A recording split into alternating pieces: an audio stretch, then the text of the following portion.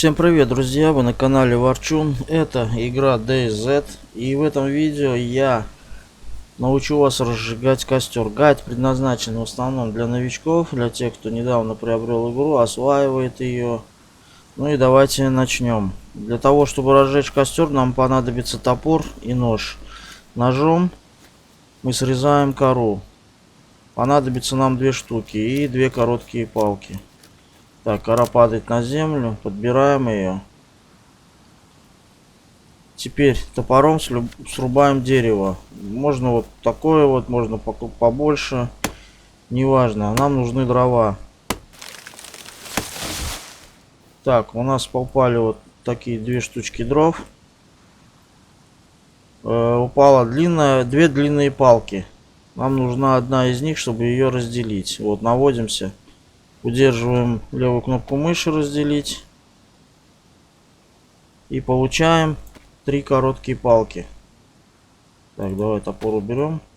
У нас есть палки в руках, кора и дрова. Далее, не важно сколько коры здесь, он использует одну и сколько палок. Наводим, перетаскиваем. Появляется вот такой вот рецепт.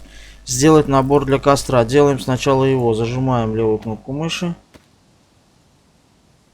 Ну, делает набор для костра. Так, набор для костра готов, он лежит рядом. Теперь еще раз кору перетаскиваем на палку, короткую палку. И есть следующий рецепт. Это короткий клик. Переключаемся. Сделать набор для разведения костра. Зажимаем левую кнопку мыши. Он делает набор для разведения костра. Так, у нас костер лежит рядом, есть дрова. Вот таким вот образом перетаскиваем сюда, вот в этот слот, вот в этот, наши дровишки. Всего влезает максимум 6 штук. Это костер будет гореть подольше. Вот уже лежит тут кусочек коры. Необходим он для того, чтобы разжечь костер. Без этого у вас костер просто не загорится. Либо сюда кладем тряпку, либо бумагу.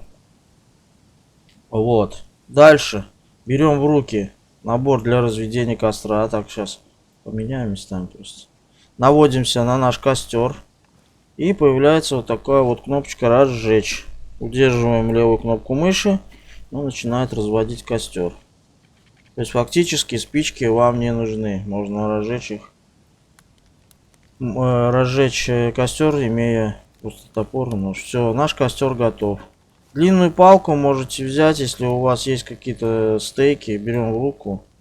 Или жир. Объединяем, насаживаем, то есть, да, наш жир. Подходим. Есть кнопочка «Зажарить».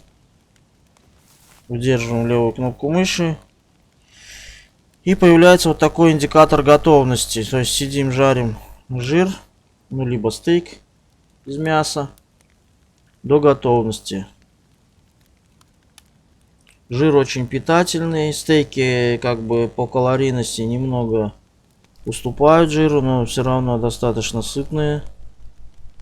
Плюс еще ими можно греться, если положить их в слоты штанов или куртки. Но только не рюкзака. В рюкзаке они просто лежат. Вот, наш жир готов. Пожалуйста. И можете также пожарить еще что-нибудь. Надеюсь, видео вам было полезным. С вами был Ворчун. Я с вами прощаюсь. Не болейте, берегите себя. Всем удачи, всем пока.